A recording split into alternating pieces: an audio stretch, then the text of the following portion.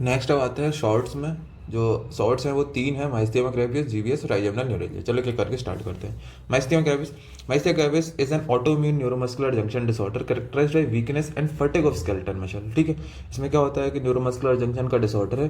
ठीक है, वहाँ पर डिफेक्ट हो जाता है जिस वजह से वीकनेस एंड फटीग हो जाती है स्केलेटल मसल की। होता क्या है, पैथोफिजियोलॉजी देखते हैं। सबसे पहले और एंटीबॉडीज बनती हैं। एंटीबॉडी कौन सी? एंटी AChR एंटीबॉडी और एंटी मस्क एंटीबॉडीज। तो यहाँ पर ACH रिसेप्टर होता है। ठीक है, ये है रिसेप्टर।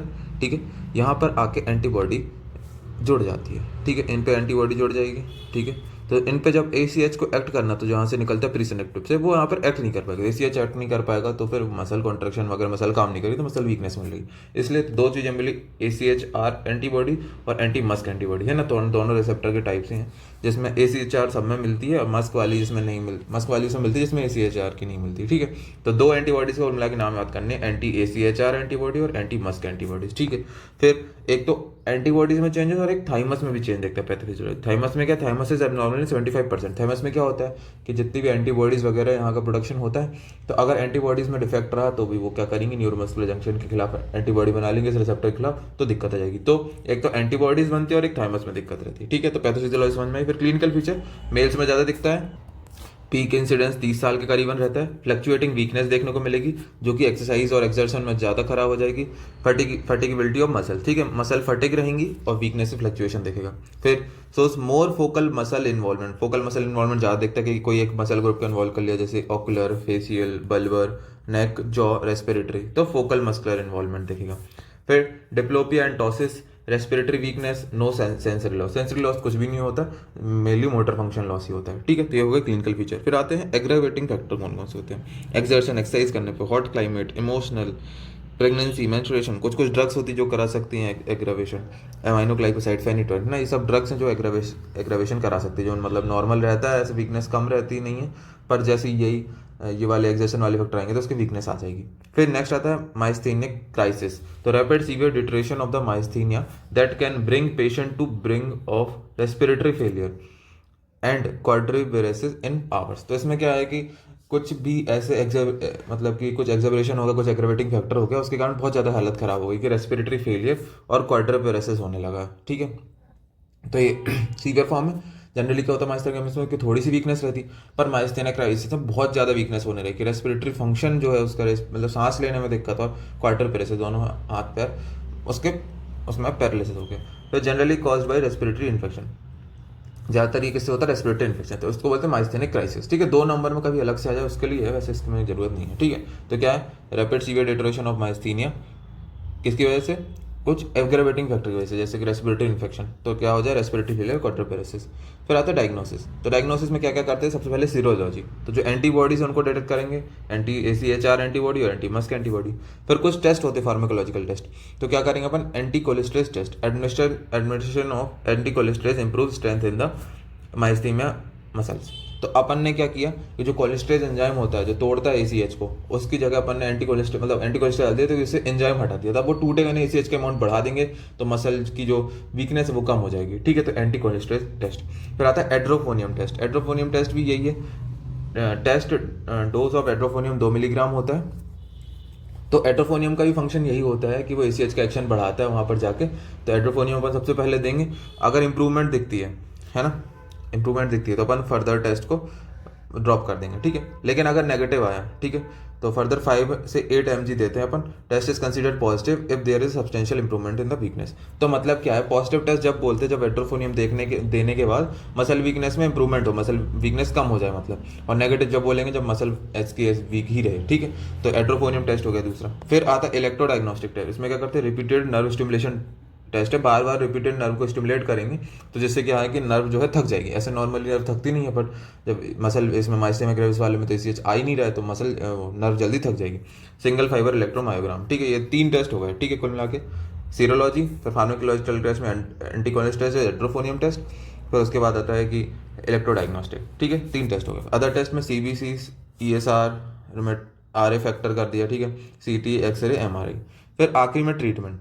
ट्रीटमेंट में इसमें क्या देंगे, ओरल एंटी कोलेस्ट्रेज, कौन सी, पायरोडॉक्सिमीन, और नियोस्टिगमिन, पायरोडोस्टिगमिन और नियोस्टिगमिन, ठीक है। ये दोनों ड्रग दे सकते हैं। इम्यूनोसप्रेशन के लिए अपन इमीडिएट आईवी आईजी देंगे, ठीक है, एंटीबॉडीज दे रहे हैं उसके खिलाफ। प्रेडनिसोलोन अपना क्या क्यों दे रहे हैं, वो इन्फ्लामेशन कम करने के लिए। प्रेडनिसोलोन, साइक्लोस्पोरिन, टेक्रोलिमस, ये सब दे सकते हैं। लॉन्ग टर्म में आजाथायोप्रिन देते हैं, ठीक है। रिफ्रैक्टरी में हाई डोज साइक्लोफॉस्फामेट देते हैं, ठीक है। ये हो गया अपना ट्रीटमेंट। इम्यूनोसप्रेशन में क्या क्या देना है। फिर प्लाज्मा फेरेसिस, प्लाज्मा में ही है एंटीबॉडी, तो उसको अगर प्लाज्मा को एक्सचेंज कर लेंगे तो चली जाएंगे एंटीबॉडी। और लास्ट रिजॉर्ट क्या है, थाइमेक्टॉमी। थाइमस की वजह से ही हो रहा है कि अब नॉर्मल एंटीबॉडी होती है, थाइमस को रिमूव कर देंगे। किस में करते हैं, जिन्होंने 15 से 55 साल में माइस्थीनिया ग्रेविस हो गया और जिसमें थाइमोमा है, कैंसर ही है, ठीक है। एडवांटेज क्या है कि इसको हटाने से क्या लॉन्ग टर्म बेनिफिट मिलता है, इंप्रूव प्रोग्नोसिस और नेग्लिजिबल मेडिकेशन देनी होती है, ठीक है। तो ये होगा इसके बेनिफिट। तो ये था अपना माइस्थीनिया ग्रेविस, शॉर्ट में काफ़ी बार आया है, आ सकता है फिर से। फिर अब नेक्स्ट आते हैं इसी में trigeminal neuralgia. Trigeminal neuralgia is also known as prosopalgia and Fothergill disease. ये दो नाम इसके और है। क्या है, neuropathic disorder defined as a sudden episode of usually unilateral severe brief stabbing recurring pain in the distribution of one or more branches of the fifth cranial line. होता यह है कि न्यूरोपैथिक डिसऑर्डर है जिसमें कि बहुत ज़्यादा पेन, जो कि स्टैबिंग लेंसिनेटिंग पेन होता है, कहाँ होगा, अलोंग फिफ्थ नर्व की कोई ब्रांच से अलोंग में वहाँ पर पेन होगा। जहाँ भी फिफ्थ नर्व है, जैसे ट्राइजेमिनल नर्व है, तो उसकी जहाँ भी सप्लाई होगी, कोई एक मैंडिबुलर, मैक्सिलरी, कहीं भी एक जगह उसके डिस्ट्रीब्यूशन में पेन होगा, ठीक है। यूजुअली 6th और 7th डिकेड में देखते हैं। मेजर रिस्क फैक्टर है हाइपरटेंशन, ठीक है। एटियोलॉजी देखते हैं किस किस वजह से हो सकता है। Idiopathic demyelination of nerve, multiple sclerosis, post traumatic intracranial tumour और वायरल एटियोलॉजी, ये कॉजेज हैं, ठीक है। फिर क्लिनिकल फीचर में सबसे पहले पेन कैसा रहता है, sudden, unilateral, intermittent, sharp shooting and lancinating रहता है, ठीक है। फिर pain is short duration and recurrent होता है। Attacks do not occur in sleep, ठीक है। जो अटैक है वो जागते हुए पे होंगे, स्लीप पे नहीं होंगे। पेन जो है शॉर्ट ड्यूरेशन के लिए थे। Pain occur along the distribution of fifth nerve, start at mandibular division, mainly mandibular division को इन्वॉल्व करता है और हो सकता है कि दूसरे डिवीजन को भी इन्वॉल्व कर ले, जैसे कि मैक्सिलरी ऑप्थेल्मिक, ठीक है। फिर pain is precipitated by minor trauma to trigger zone. एक पर्टिकुलर अपने फेस में ट्रिगर जोन्स होते हैं, वहां पर अगर टच कर दिया, चबा लिया या फिर शेविंग कुछ कर दिया, तो उस वजह से क्या है कि वो ट्रिगर हो जाएगा और फिर पूरी जगह पेन हो जाएगा। फिर trigger area on face is so sensitive that even air current में ट्रिगर एन एपिसोड। तो जो फेस में ट्रिगर जोन होते हैं, अगर एयर करंट भी वहां पर हवा भी तेज से चली गई तो वहां पर क्या हो जाएगा, पेन होने लगेगा। फिर no sign of sensory loss और fifth nerve dysfunction can be demonstrated. Sensory loss कुछ भी होने, बात यही है कि पेन मिलता है अपन को। ट्राइजेमिनल न्यूरोलजिया में सिर्फ पेन ही मिलता है। पेन कट अपन को सबसे पहले लिख देना कि किस टाइप का पेन मिलता है, ड्यूरेशन क्या रहता है उसका, कौन सी ब्रांच के अलॉन्ग रहेगा, प्रेसिपिटेटिंग फैक्टर क्या है, ट्रिगर जोन क्या होता है, ये सब अपन को लिखना। फिर ट्रीटमेंट में क्या देते हैं, फर्स्ट लाइन में कार्बामेज़ेपिन देते हैं, ठीक है। फिर सेकंड लाइन बेक्लोफेन, लेमोट्राइजिन, फेनिटोइन, गाबापेंटिन, ठीक है। लॉन्ग एक्टिंग एनेस्थेटिक्स भी दे सकते हैं, जैसे कि अल्कोहल इंजेक्शन और पेरिफेरल ग्लिसरॉल। तो इसमें ये वो नर्व को मतलब शांत कर देता है, तो पेन नहीं होगा, ठीक है। एल्कोहल इंजेक्शन और पेरिफेरल ग्लिसरॉल इंजेक्शन कोई भी जिस भी ब्रांच में भी उस ब्रांच पे लगा देते हैं। फिर अगर अपना ड्रग से काम नहीं चल रहा तो अपन क्या करते हैं, पेरिफेरल न्यूरेक्टोमी कर सकते हैं। ओपन प्रोसीजर में इंट्राक्रेनियल प्रोसीजर, तो उसको नर्व को ही काट दिया। Microvascular decompression, gamma knife surgery, तो ये सर्जरी से अपन क्या कर सकते हैं, उसको ट्राइजेमिनल न्यूरोलजिया को ट्रीट कर सकते हैं। तो ये दूसरा टॉपिक होगा ट्राइजेमिनल न्यूरोलजिया। अगला अपना टॉपिक आता है क्या, गुलियन बेरी सिंड्रोम, जिसका आउटब्रेक अभी पुणे में देखा गया है, ठीक है। तो स्टार्ट करते हैं। सबसे पहले definition, it is a heterogeneous group of immune mediated condition which is most commonly acute severe fulminant polyneuropathy, ठीक है। इम्यून मीडिएटेड कंडीशन जिसमें पॉलीन्यूरोपैथी होती है, ठीक है। इटियोलॉजी में आते हैं। एक तो प्रीसीडिंग इन्फेक्शन, किस किस का infection, Campylobacter jejuni, Epstein Barr virus, mycoplasma pneumonia, herpes virus, cytomegalo virus, इनका इन्फेक्शन होगा, उसके बाद हो सकता है जीबीएस।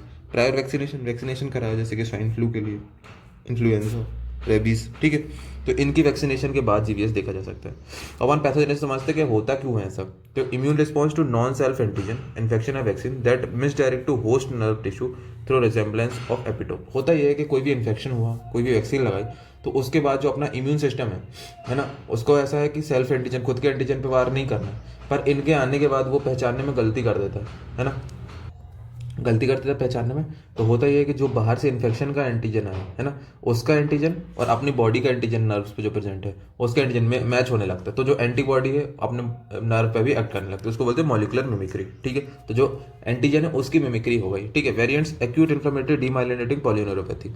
तो सबसे पहला टाइप होता है AIDP, ठीक है। टी सेल मीडिएटेड होता है, एंटी-GM1 एंटीबॉडी बनती है और सीन इन एडल्ट, ठीक है। पहला वेरिएंट होगा AIDP। दूसरा होता है AMAN, acute motor axonal neuropathy AMAN, anti GM1, anti GD1A antibodies, ठीक है। एंटीबॉडीज के नाम याद कर लेना, ज़्यादातर मैं GM1 ही लिखना, तो GM1A भी, ठीक है। ये चिल्ड्रन और यंग एडल्ट में मिलते हैं। नेक्स्ट आता है acute motor sensory axonal neuropathy AMSAN, ठीक है। इसमें भी GD1A एंटीबॉडी, ठीक है। नाम मेन याद करने।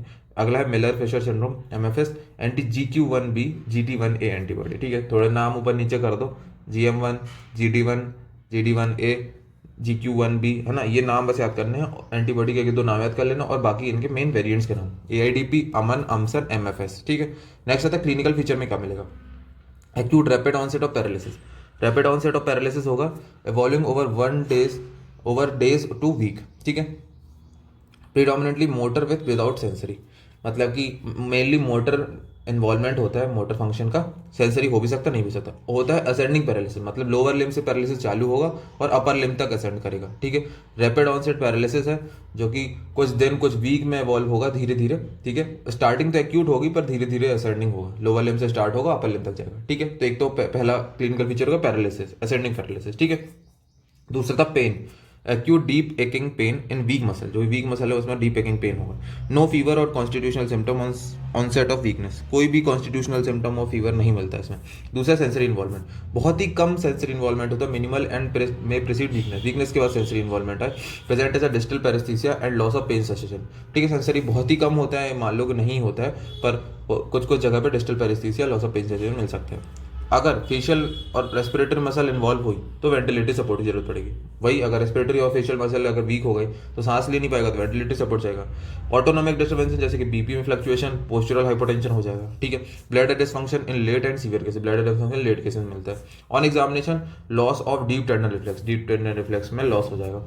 और अगला clinical worsening occur over a period of 4 week reaching a plateau and no further progression, होता है धीरे धीरे वर्सनिंग होती जाएगी, लेकिन 4 वीक के बाद एक प्लेट्यू फेज आ जाएगी, उसके बाद वर्सनिंग नहीं होगी, ठीक है। कंडीशन खराब हुई तो 4 वीक के बाद प्लेट्यू फेज आ जाएगा, ठीक है। फिर नेक्स्ट आता है इन्वेस्टिगेशन। सबसे पहले CSF स्टडी करेंगे, तो उसमें प्रोटीन बढ़ा हुआ है, शुगर नॉर्मल रहेगी, सेल काउंट थोड़ा कम रहेंगे, एल्यूमिन साइटोलॉजिकल डिसोसिएशन इसकी, ठीक है। होता ही है कि प्रोटीन बहुत ज़्यादा बढ़ता है और सेल्स कम रहते हैं, तो ये क्या हो गया, albumin cytological dissociation. Nerve conduction studies जो करेंगे अपन, ठीक है, तो डीमाइलिनेटिंग पोस्ट, मतलब नर्व जो है डीमाइलिनेटिंग, मतलब अर्ली स्टेज में नॉर्मल रहेंगी, फिर बाद में डीमाइलिनेटिंग रहेंगी। Prolong distal latency, slowed conduction और कंडक्शन ब्लॉक, ठीक है, ये सब देखेगा। प्राइमरी एक्सोनल स्टडी करेंगे तो उसमें reduce amplitude of action potential without slow conduction. कुल मिलाकर नर्व कंडक्शन स्टडी करोगे तो शुरू में तो नॉर्मल मिलेगी, बाद में जो है डीमाइलिनेशन, लेटेंसी घट गई, कंडक्शन कम हो गया, है ना, एक्शन पोटेंशियल कम हो गया, ये सब देखेंगे। तो ये क्या होगा, नर्व कंडक्शन स्टडी में। तो अपनी पहली थी CSF स्टडी, फिर नर्व कंडक्शन स्टडी। फिर तीसरा आता है antibody detection test. Antibody detection test करेंगे तो अपन को वही सारी एंटीबॉडी मिल जाएंगी जो अपन ने सारी वेरिएंट्स पढ़े, GM1, GD1A, GQ1B और GT1A, ठीक है। ये एंटीबॉडीज के नाम जरूरी याद कर लेना, 4-5 नाम है। फिर आता है ट्रीटमेंट में क्या करोगे। ट्रीटमेंट में आप समझो कि हो किसकी वजह से रहा, हो किसकी वजह से, एंटीबॉडी बन गई अपने बॉडी में, अपने बॉडी के टिश्यू के खिलाफ, ठीक है। तो अपन अर्ली ट्रीटमेंट करेंगे। इसमें लिखा है कि इम्यूनोथेरेपी अगर 2 वीक के बाद दी, सिम्टम ऑनसेट ऑफ सिम्टम के 2 वीक बाद इम्यूनोथेरेपी दी, कोई काम की नहीं, क्योंकि जहाँ पर एंटीबॉडी को काम करना था वो काम कर चुकी है। तो अपन का एंटीबॉडी देके कोई फायदा नहीं। एंटीबॉडी देके मतलब जो अपने बॉडी में एंटीबॉडी थी उसके खिलाफ एंटीबॉडी दे रहे हैं बाहर से, ठीक है, समझ रहे हो ना। इंट्रावीनस इम्यूनोग्लोबुलिन, एंटीबॉडी दे रहे हैं अपन बाहर से, जो बॉडी के अंदर खराब एंटीबॉडी बन गई उसके खिलाफ, ठीक है। बहुत ही खतरनाक खेल चल रहा है। 0.4 ग्राम पर KG per day infusion for 5 days, ठीक है। IVIG न्यूट्रलाइजेस ऑटो एंटीबॉडीज, तो अपन ने जो बाहर से एंटीबॉडी दी है वो न्यूट्रलाइज कर देंगे जो ऑटो एंटीबॉडीज बॉडी में बनी है। Screen patient for IgA deficiency, किसी में IgA डेफिशिएंसी होती है तो उसमें जो एलर्जिक रिएक्शन होती है बहुत ही ज़्यादा एग्रेवेटेड होती है। क्यों? क्योंकि IgA नहीं है तो IgG काम करेगा। IgG बहुत खतरनाक होती है, जिस काम के लिए जो नहीं बना वो काम खतरनाक करेगा ही। तो patient with IgA deficiency severe allergic reaction में डेवलप ड्यू टू IgG, ठीक है। फिर नेक्स्ट क्या कर सकते हैं, प्लाज्माफेरेसिस। प्लाज्मा में ही है तो प्लाज्मा में तो ही है एंटीबॉडीज, ठीक है। तो अपन क्या करने हैं, प्लाज्मा को एक्सचेंज कर देंगे, तो जिस वजह से क्या होगा कि एंटीबॉडी बाहर चली जाएंगी, ठीक है। 50 ml पर kg on 5 separate occasion over 1 to 2 week करेंगे, ठीक है। ग्लूकोकॉर्टिकॉइड का कोई रोल नहीं है। ज़्यादातर पेशेंट में पूरी रिकवरी हो जाती है, 50-70% में 1 साल में पूरी रिकवरी हो जाती है। जो वर्सनिंग केस है उनको आईसीयू में वेंटिलेटर सपोर्ट देंगे, ठीक है, जो खराब हो रही है क्योंकि रेस्पिरेटरी मसल वगैरह इन्वॉल्व हो जाती है। और सपोर्टिव मेजर में बहुत देर तक पेशेंट जो है बेड पे है, हॉस्पिटल में है, तो उसमें DBT हो सकता है, DBT प्रोफाइलैक्सिस, प्रिवेंशन और फिजियोथेरेपी वगैरह दे देंगे, ठीक है। तो ये था अपना GBS में, यही तीनों टॉपिक अपने बहुत इंपॉर्टेंट है, GBS, ट्राइजेमिनल न्यूरोलॉजी और अपना माइस्थीनिया ग्रेविस, ठीक है, इसको कर लेना। Thank you.